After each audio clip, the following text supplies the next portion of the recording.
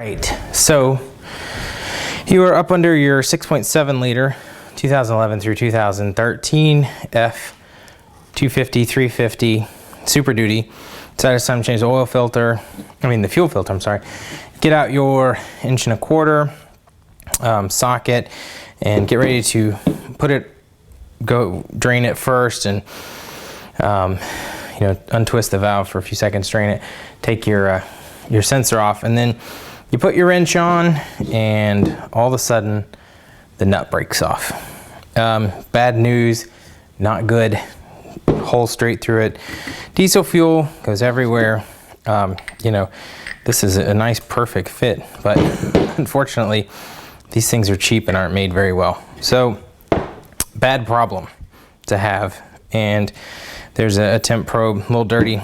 Good news is you can actually get out a standard oil filter wrench, go ahead and wrap it around the base, not where the sensor is, and you can still untwist and just actually loosen it up enough to get it out. And your other good news here is that Ford seems to stock these pretty regularly. This being the Bravo Charlie 3 Zeta 9 Gamma 270 Charlie part number. Charlie, being the last letter on it, is the third generation. There was an A and a B, is the older two of the series. I got mine here in Georgia. The total was $25.68 for this part. I've seen them online for 13, 14, 15 bucks. I mean, let's face it, it is a piece of plastic. So we'll go ahead and open this up, take a closer look at it, because now that this has happened, there are going to be a few things that I have to do. That piece is newer, but we are going to have to go ahead and unscrew this, take this out, put this guy into the new one, tighten it back down. We're also gonna have to go get a wrench, preferably a socket of some sort, to loosen. It's like about an inch and 1/16. It's gonna work. So we got a 1 1/16 socket for the old one. Don't even need, honestly, to put it on. There's your probe. There is a little O-ring in here. So we'll take that out, put it in. Looks to be all there is to it. Put it back in there. Line it back up. Tighten it back down. We'll just give it another turn for good measure. Plus it was straight up and down. So that's done. All right, we'll continue on with the change. Once again, this is the new part. These just slide out and slide right back in. It doesn't look like these are made any better than the last series, but it is the same nut size. So, okay, so this is what it looks like down underneath. You want to go ahead and get that old O-ring off of there, and we'll go grab the new one out and kind of work it up.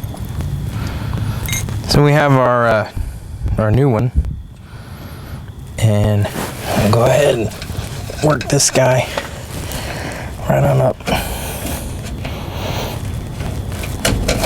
around there. Get him pushed up all the way around until she sits in that top groove. Yep, all the way around. And that's really all we're gonna need to do down here until we put it back on. All right, so we're back at it. We've got the whole assembly ready to go. Go ahead, open this up and start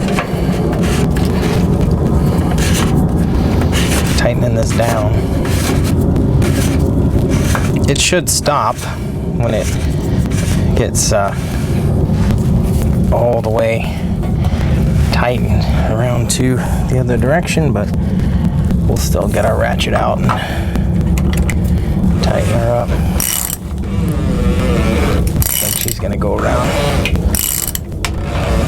one more time. Yep, and she stopped. It was a hard stop right there. Make sure that's tight. Go ahead and grab this probe connector back out, snap it back on good. And we're all tight, all clean, ready to move on to the top.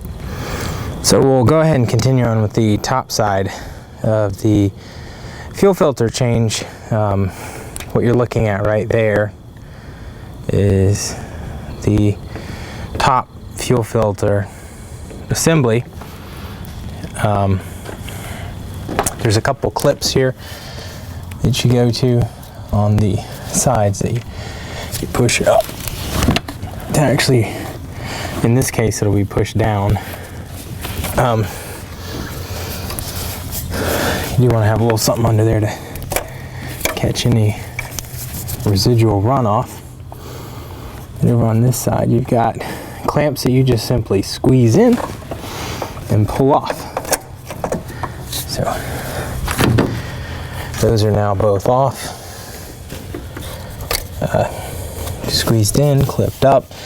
The last piece to note is that you need a nut driver to get the clamp loosened. Okay, it is kind of difficult to see here, but there's a little nut you need to loosen. Kind of easy to get started. It's actually a 9/32 standard nut. Loosen that, and then your filter bowl comes right out. A little bit better. Locked on there nice and tight. Go ahead and tighten this nut back up.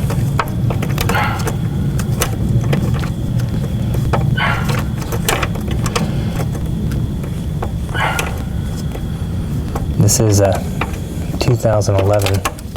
Should note that the fuel filter combo pack is at least 115, 120 bucks.